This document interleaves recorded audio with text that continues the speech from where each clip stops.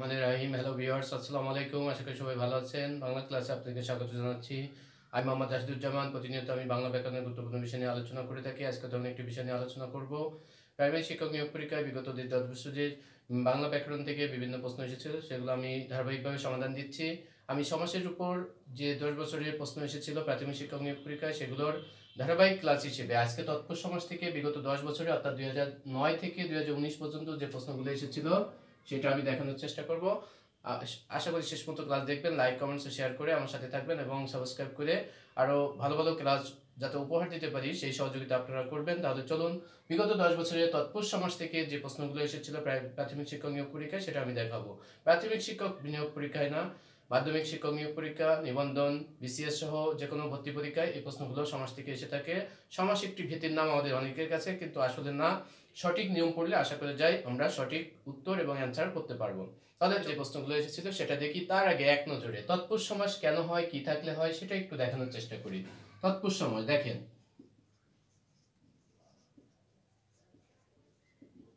পূর্বপদের সাথে বিভক্তি থাকবে, এ হচ্ছে একটা বৈশিষ্ট্য। তারপরে দেখেন, পূর্বপদে না সূচক অব্যয় থাকে, আর এখানে যে বিভক্তি থাকে সেই বিভক্তি হচ্ছে দ্বিতীয়া থেকে সপ্তমী বিভক্তি পর্যন্ত এই বিভক্তি চিহ্ন থাকে। তারপরে দেখেন, বিভক্তি চিহ্ন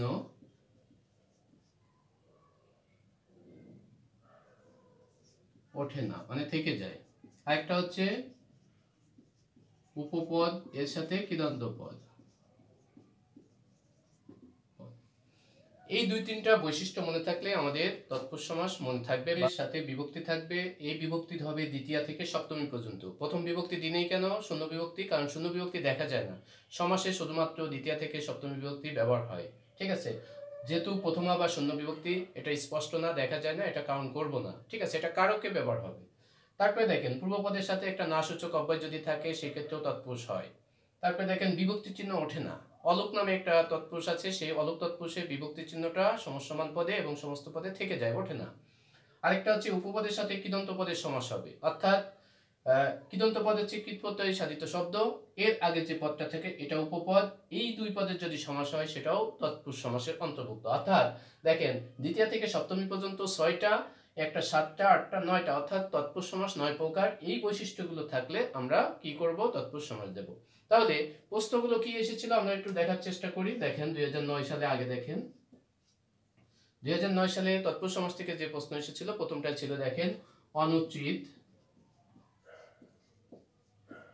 অনুচিত কোন সমাস। দেখেন, অনুচিত তার মানে কি? উচিত না।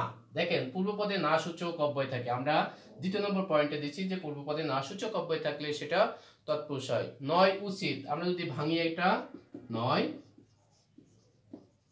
নয় উচিত। দেখেন, পূর্বপদে একটা না সূচক, একটা না সূচক অব্যয়, এটা একটা উপসর্গ পূর্বপদে যদি থাকে তাহলে সেটা হচ্ছে তৎপুরুষ সমাস। শেষ তৎপুরুষের নাম হচ্ছে নয় তৎপুরুষ, যদি কখনো উল্লেখ করে আসে নয় তৎপুরুষ। ঠিক আছে, নয় তৎপুরুষ সমাস। পরীক্ষায় আসছে শুধু তৎপুরুষ। ঠিক আছে, তাহলে প্রথম প্রশ্ন আমরা পেয়ে গেলাম 2009 সালে। এর পরবর্তী প্রশ্ন কি আসছিল আমরা একটু দেখি। তারপরে দেখেন, তেলে ভাজা কোন সমাস। দেখেন, তেলে ভাজা পরীক্ষায় আসছে কোন সমাস। শিক্ষার্থী বন্ধুরা, আপনারা একটু খেয়াল করবেন, যদি সমাসে কোনো বিভক্তি এমনিতেই থাকে, দেখেন মূল শব্দ হচ্ছে তেল, অতিরিক্ত আছে একার, তাহলে এই বিভক্তিটা দেখেন এখানে ওঠে না। এটা হচ্ছে সমস্ত পদ, সমস্ত পদে বিভক্তি যদি না ওঠে এবং আমরা যদি ভাঙার সময় যদি বিভক্তি না ওঠে সমসমান পদে, তাহলে সেটাও হবে তৎপুরুষ বিভক্তি থাকার কারণে। তবে কোন তৎপুরুষ? দেখেন, আমরা একটা বৈশিষ্ট্য দিছি, বিভক্তির চিহ্ন ওঠে না। এই যে বিভক্তির চিহ্ন সমস্ত পদে ওঠে না, আমি যদি এটা ভাঙে কি হবে? তেলে ভাজা, এটাই হবে।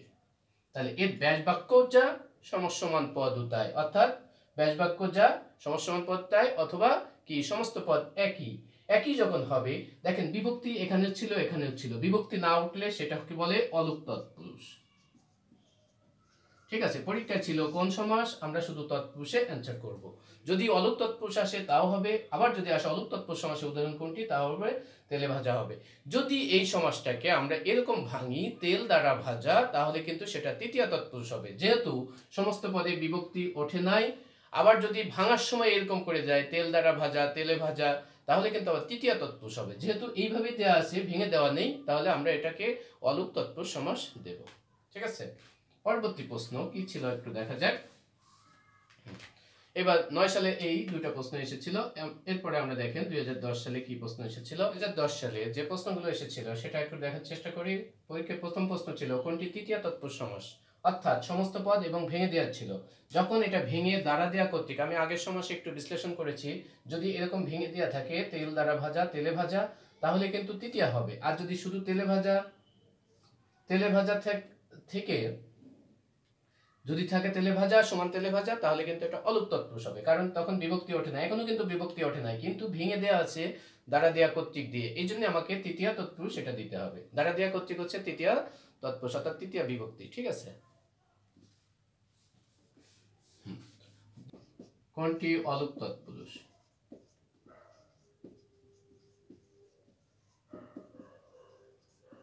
দেখেন সেই ঘুরে ফিরে একই প্রশ্ন বারবার আসছে, অলুক তৎপুরুষ। ঠিক আছে, দেখেন উত্তর ছিল মুখে ভাত। এটা যদি ভাঙি কি হবে? মুখে ভাতই হবে। ঠিক আছে, তাহলে মুখে মূল শব্দ দেখেন মুখ, অতিরিক্ত আছে একার, এইটা হচ্ছে বিভক্তি পুরুষ সমাস। দেখেন ঘুরে ফিরে একই প্রশ্ন আসছে বারবার, মুখে ভাত সমান মুখে ভাত। তাহলে দেখেন মুখ হচ্ছে মূল শব্দ, অতিরিক্ত এ আছে, এটা একটা বিভক্তি, এই বিভক্তিটা দেখেন এখানেও রয়েছে। অর্থাৎ বিভক্তি যদি না ওঠে, আমরা বলছি বিভক্তি চিহ্ন ওঠে না, সেটাও তৎপুরুষ হবে। তবে এটা কোন তৎপুরুষ? অলুক তৎপুরুষ। অলুক মানে হচ্ছে লোপ পায় না, বিভক্তি লোপ পায় না, থেকে যায়। ঠিক আছে, তার পরবর্তী প্রশ্ন দেখেন। পরবর্তী প্রশ্ন কি এসেছিল 10 সালে, তারপর দেখেন পাপ মুক্ত কোন সমাস? আমরা যেহেতু আমি তৎপুরুষ সমাস পড়াচ্ছি বা তৎপুরুষের সলিউশন দিচ্ছি, তাহলে বোঝাই যাচ্ছে এটা তৎপুরুষ সমাস কেন হলো। ঠিক আছে, উত্তর ছিল তৎপুরুষ ভাঙলে কি হয়, দেখেন পাপ হতে মুক্ত। যদি দি পাপ থেকে মুক্ত, হ্যাঁ, তাহলে তাও হতো একই কথা। তাহলে দেখেন এই যে হতে থেকে চেয়ে, আমরা বলছি পূর্বপদের সাথে বিভক্তি থাকবে, পূর্বপদের সাথে বিভক্তি আছে, ওই বিভক্তিটা চলে যাবে। তাহলে যেহেতু এটা হতে থেকে চেয়ে পঞ্চম নম্বর বিভক্তি, তাহলে এটা পঞ্চমী তৎপুরুষ। কিন্তু পরীক্ষা ছিল তৎপুরুষ সমাস কোনটি, উত্তর ছিল এইটা, পাপ হতে মুক্ত, ঋণ হতে মুক্ত, খাসা হতে ছেঁড়া, খাসা ছেঁড়া, এরকম পদগুলো হচ্ছে তৃতীয় তৎপুরুষ সমাসের উদাহরণ। পরের প্রশ্ন ছিল দেখেন 2010 সালে হজ যাত্রা।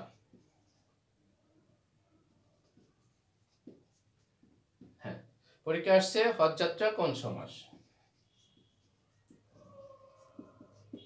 যেহেতু এটা তৎপুরুষ সমাস, উত্তর তো তৎপুরুষই হবে। এখন কোন তৎপুরুষ, এইটা পরীক্ষা ছিল। ঠিক আছে, এটা ছিল কোন তৎপুরুষ সেটা আমরা এখন দেখাচ্ছি। এখন যদি ভেঙে দেখি, হজের জন্য বা নিমিত্ত, নিমিত্ত মানেও জন্য। ঠিক আছে, যাত্রা, হজের জন্য যাত্রা, যে যাত্রাটা করেছি হজের জন্য, তাহলে এই যে তরের জন্য, এটা যদি থাকে, এই বিভক্তি থাকলে সেটা চতুর্থী তৎপুরুষ হয়। ঠিক আছে, দ্বারা জন্য, নিমিত্ত, তরে এবং কে রে, এই বিভক্তিগুলো হচ্ছে কি চতুর্থী তৎপুরুষ। যদি পরপদ পূর্বপদের জন্য কিছু করে, যখন যাত্রা করছি কিসের জন্য, হজের জন্য, কিছু করলে এবং জন্য, নিমিত্ত বা তরে থাকলে বা কে রে থাকলে সেটা চতুর্থী তৎপুরুষ হয়। এটাই পরীক্ষা ছিল যে চতুর্থী তৎপুরুষ সমাস, এটার উদাহরণ। আচ্ছা, 10 সালে গেল। এবার দেখেন 11 সালে কি প্রশ্ন এসেছিল, সেটা ছিল ছায়া শীতল কোন সমাস। শুধু আসছে কোন সমাস। ঠিক আছে, ছায়া শীতল কোন সমাস। আমরা জানি যে আমরা তৎপুরুষই পড়াচ্ছি, তৎপুরুষ সমাস, তখন ভাঙলে কি হয় দেখেন। প্রশ্ন ছিল ছায়া শীতল কোন সমাস। দেখেন এটা যদি ভাঙি তাহলে কি হবে, ছায়াতে শীতল, অথবা ছায়া দ্বারা শীতল। শীতলটা হয়েছে কি দ্বারা, ছায়ার দ্বারা। তাহলে আমি যে কোনো ভাবে ভাঙতে পারি, ঠিক আছে। বিভক্তি আসলেই সেটা তৎপুরুষ। ছায়া তে, তে বিভক্তি থাকলে এটা সপ্তমী তৎপুরুষ। দেখেন সপ্তমী একটা নাম আছে, দ্বিতীয়া থেকে সপ্তমী পর্যন্ত এই বিভক্তির চিহ্ন নাম অনুসারে সমাসের নামকরণ করা হয়েছে। দ্বিতীয়া, তৃতীয়া, চতুর্থী, পঞ্চমী, ষষ্ঠী, সপ্তমী তৎপুরুষ সমাস। আর বাদ বাকিটা নাম হয়েছে একটা নয় তৎপুরুষ, একটা হচ্ছে অলুক তৎপুরুষ, একটা হচ্ছে উপপদ তৎপুরুষ, ঠিক আছে। তাহলে ছায়া দ্বারা শীতল হলে তৃতীয় তৎপুরুষ হয়, ছায়াতে শীতল হলে তাহলে কি হবে, সপ্তমী তৎপুরুষ। তাহলে ছায়াতে শীতল এটা দিয়েই উত্তম।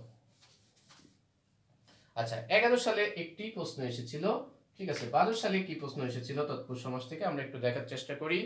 দেখেন প্রথম প্রশ্ন ছিল পূর্বপদের বিভক্তি লোপ পেয়ে কোন সমাস হয়। পূর্বপদের বিভক্তি লোপ পেয়ে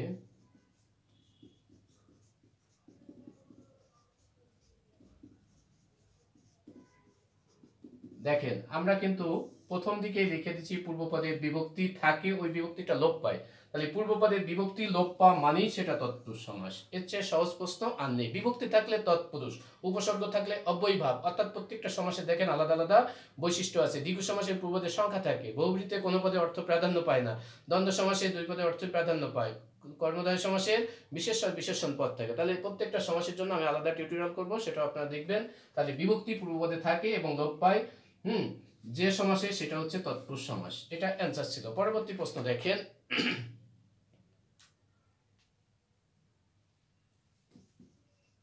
কোন সমাসের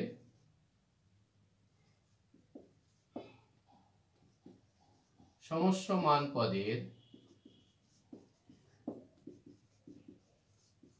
বিভক্তি লোপ পায় না। দেখেন একটা প্রশ্ন দিচ্ছে বিভক্তি লোপ পায় একই সালে, আরেকটা দিচ্ছে লোপ পায় না। লোপ যদি না পায়, আমরা দেখেন বিভক্তির চিহ্ন ওঠে না মানে লোপ পায় না, সেটা কিন্তু অলুক হয়। সে অলুক সমাসটা উত্তর ছিল কি, অলুক, অলুক সমাস। এখন আমি এটা তৎপুরুষের মধ্যে দিলাম, কারণ হচ্ছে অলুক নামে তৎপুরুষও আছে, দ্বন্দ্ব আছে, বহুব্রীত আছে, ঠিক আছে। আমরা একটু আগে তৎপুরুষে দেখিয়েছি মুখে ভাত, মুখে ভাত, ঠিক আছে। তেলে ভাজা, তেলে ভাজা, যদি এরকম লিখি বিভক্তি চিহ্ন থেকে যায়, না ওঠে, লোপ না পায়, তাহলে কি হবে, অলুক তৎপুরুষ হবে। দ্বন্দ্বতে দুধে ভাতে, দুধে ভাতে যদি লিখি তাহলে সেটা অলুক দ্বন্দ্ব হবে। বহুব্রীতে কি হবে, মাথায় টুপি, মাথায় টুপি যদি লিখি, মাথায় অন্তস্থ আছে, তাহলে এটা অলুক বহুব্রী হবে, অর্থাৎ এটা অলুক সমাস হবে। তবে অলুকটা তিন সমাসের মধ্যে রয়েছে, একটা হচ্ছে দ্বন্দ্ব, একটা হচ্ছে তৎপুরুষ, আর একটা হচ্ছে বহুব্রীর মধ্যে। তাহলে বিভক্তি লোপ না পেলে সেটা অলুক সমাস হয়। তারপরে দেখেন কোনটি তৎপুরুষ সমাস।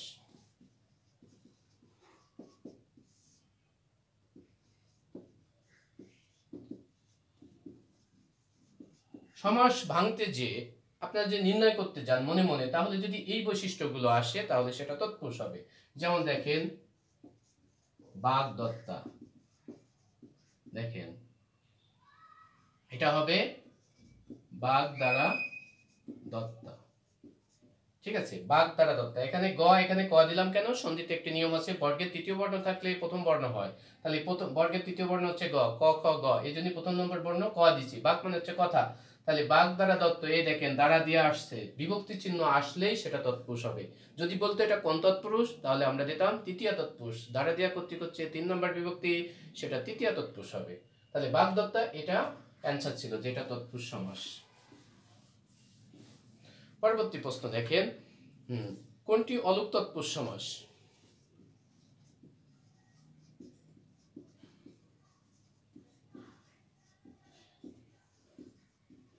তৎপুরুষ সমাস, হ্যাঁ শিক্ষার্থী বন্ধুরা, এখানে একটা জিনিস দেখেন, এখানে উত্তর ছিল না। হ্যাঁ উত্তর ছিল না, অলুক তৎপুরুষ কোনো উত্তরই ছিল না, ঠিক আছে। যে উত্তরগুলো ছিল সেটা কিন্তু অলুক না। আর যদি একটা ছিল সেটা মধ্যপদলোপী বহুব্রী অথবা অলুক বহুব্রী বলা যেতে পারে। যেমন দেখেন গায়ে হলুদ, গায়ে হলুদ, তাহলে এখানে বিভক্তি আছে, সেটা এটা কিন্তু মধ্যপদলোপী বহুব্রী হয় অথবা এটা অলুক বহুব্রী হয়। গায়ে হলুদ দেওয়া হয় যে অনুষ্ঠানে, এটা মধ্যপদলোপী বহুব্রী সমাস, কিন্তু এটাকে যদি মিন করে থাকে তাহলে কিন্তু উত্তরটা সঠিক না। আর বাদ বাকি যে উত্তরগুলো ছিল, একটা ছিল অহিনকুল, এখানে বিভক্তি নাই, তারপরে ছিল আরেকটা ছিল রাজস্বী, এগুলোতে কিন্তু বিভক্তি নাই, আবার এটা তৎপুরুষও না। তাহলে উত্তরটা আসলে ভুল ছিল, এটা যদি অ্যান্সার করে থাকে হয়তো নাম্বার দিতে পারে, যদি উত্তর ভুল থাকে আপনারা সেক্ষেত্রে বিরত থাকবেন উত্তর না দেওয়ার জন্য। আর একাধিক উত্তর যদি থাকে কোনো প্রশ্নে তাহলে আপনারা প্রথম যে সঠিক উত্তরটা থাকবে সেটাতে অ্যান্সার করার চেষ্টা করবেন, ঠিক আছে, যদি শিওর হন। তারপরে দেখেন এই সালে আরেকটা প্রশ্ন ছিল ইত্যাদি।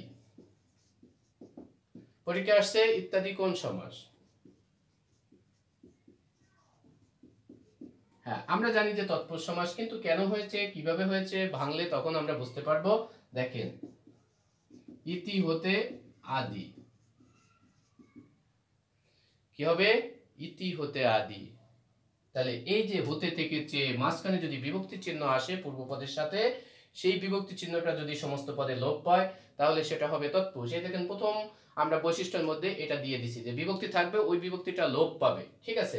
তাহলে ইতি হতে আদি, এই যে হতে থেকে চেয়ে পঞ্চমী তৎপুরুষ, কিন্তু পরীক্ষা আসছে তৎপুরুষ সমাস কোনটি। আপনার যদি পঞ্চমী আসে তাও এটা অ্যান্সার হবে, ঠিক আছে।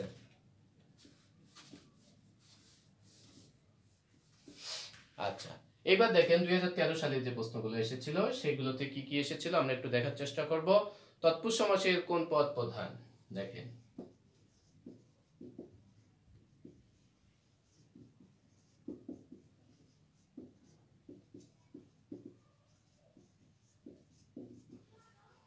তৎপুরুষ সমাসের কোন পদ প্রধান? আমরা জানি যে যে 6টি সমাস, এর মধ্যে দেখেন দ্বন্দ্ব সমাস হচ্ছে 2 পদই প্রধান, আর বহুব্রী হচ্ছে কোনো পদই প্রধান না, আর অব্যয়ীভাব হচ্ছে পূর্বপদ প্রধান, আর বাদ বাকি যে 3টা দেখেন দ্বিগু, কর্মধারয় আর হচ্ছে তৎপুরুষ, এগুলো হচ্ছে পরপদ।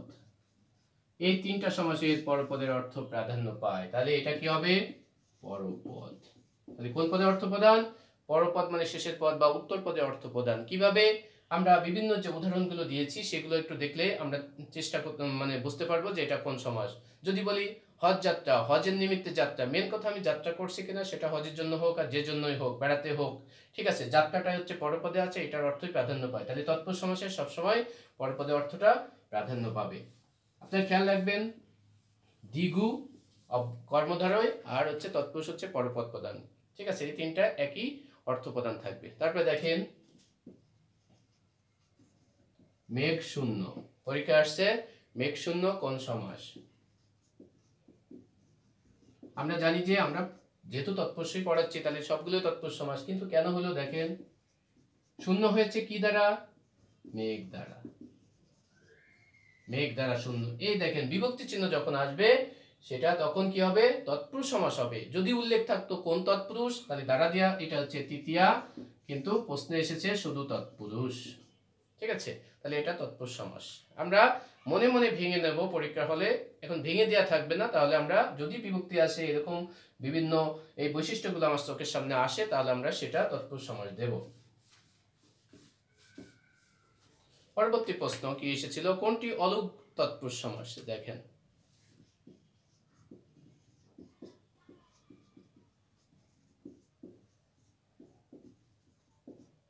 কোনটি অলুক তৎপুরুষ সমাস? সংক্ষেপে লিখলাম কোনটি অলুক তৎপুরুষ। বারবার দেখেন অলুক থেকে অনেক প্রশ্ন এসেছে।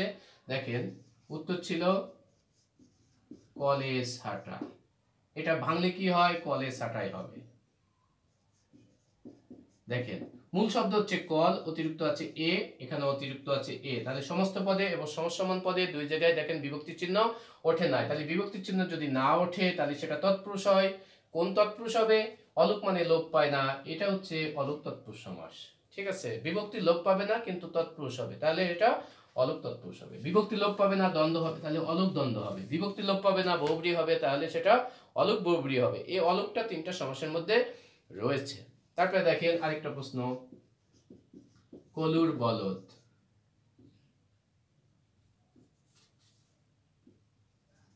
পরীক্ষা আসছে কোন তৎপুরুষ সমাস? কোন তৎপুরুষ? শিক্ষার্থী বন্ধুরা আপনারা দেখেই পর্যন্ত কোন সমাস হতে পারে। দেখেন মূল শব্দ হচ্ছে কলু, কলু মানে হচ্ছে দা ঘানি ভাঙায়, ঠিক আছে। পূর্বেকার যুগে যে ঘানি ভাঙাতো এখনো নাই, এগুলো বেশিরভাগই কলে এগুলো ভাঙানো হয়। তাহলে এই যে ঘানি ভাঙায় একটা গরু দিয়ে চারপাশ ঘুরে অনেক সময় লাগে, এখন সেটার পরিবর্তন হয়েছে, আমরা এখন মেশিনে সবকিছু তেল বা যে কোনো জিনিস মেশিনে মাড়াই করি, ঠিক আছে। তাহলে কলু এখন নাই, তাই মূল শব্দ হচ্ছে কলু। দেখেন অতিরিক্ত কি আছে? কলু, র আছে, রটা কি? বিভক্তি। আমি যদি এটা ভাঙি কলুর বলদ, তাহলে এই দেখেন এই রটা কিন্তু এখানেও রয়ে গেছে, তাহলে বিভক্তি উঠলো না। বিভক্তি না উঠলে কি হবে? বিভক্তি চিহ্ন না উঠলে এটাও অলুক, অলুক তৎপুরুষ সমাস। পরীক্ষা আসছে কলুর বদল কোন সমাস, তাহলে উত্তর হবে অলুক তৎপুরুষ। যদি অলুক তৎপুরুষ না থাকে, শুধু তৎপুরুষ থাকে, তাও অ্যান্সার হবে। যেহেতু অলুক তৎপুরুষই অ্যান্সার রয়েছে, তাহলে এটা সঠিক অ্যান্সার। আচ্ছা, এরপরে দেখেন আরেকটা প্রশ্ন এসেছিল, সেটা হচ্ছে অধর্ম। পরীক্ষা আসছে অধর্ম এর সমসমান পদ কি, অর্থাৎ এটা ভাঙলে কি হয়। ব্যাস বাক্য আসতে পারে, সমসমান পদে আসতে পারে। সমসমান পদ মানে এটা ভাঙলে যে সঠিক পদটা হবে, মূল পদটা, সেটা পূর্বার পরের পদটা হচ্ছে সমসমান পদ, আর এটা ভাঙলে যত অংশ হবে, হ্যাঁ, সেগুলো হচ্ছে ব্যাস বাক্য। অনেক সময় আসে ব্যাস বাক্য কি, আর এখানে আসছে সমসমান পদ। তাহলে আমরা কি ভাঙবো? দেখেন, নয় ধর্ম, এই যে পূর্বপদে একটা মানে কি, পূর্বপদে না সূচক, এই দিয়ে না বোঝাচ্ছে, তার মানে ধর্ম নয়, নয় ধর্ম, সেটাই হচ্ছে অধর্ম। তাহলে এটা ব্যাস বাক্য সঠিক বা সমসমান পদ, এটাই হচ্ছে সঠিক। যদি পরীক্ষা আসতো এটা কোন তৎপুরুষ, না বোঝাচ্ছে, এটার নাম হচ্ছে নয় তৎপুরুষ। যেহেতু পরীক্ষায় আসছে শুধু ভাঙতে বলছে, তাহলে আমরা এটা ভেঙে দিলেই সঠিক অ্যান্সার হবে। শিক্ষার্থী বন্ধুরা, আশা করি তৎপুরুষ সমাস থেকে আমরা মোটামুটি ধারণা নিতে পেরেছি। আমি পরবর্তীতে আলাদা করে টিউটোরিয়াল করব, সেগুলো দেখবেন। তাহলে আজকে এই পর্যন্ত। পরবর্তী ক্লাসে আমরা বহুব্রীহি সমাস বাদ রয়েছে, এটার উপর টিউটোরিয়াল দেবো। সে পর্যন্ত সবাই সুস্থ থাকেন, ভালো থাকেন। আল্লাহ হাফেজ, আসসালামু আলাইকুম।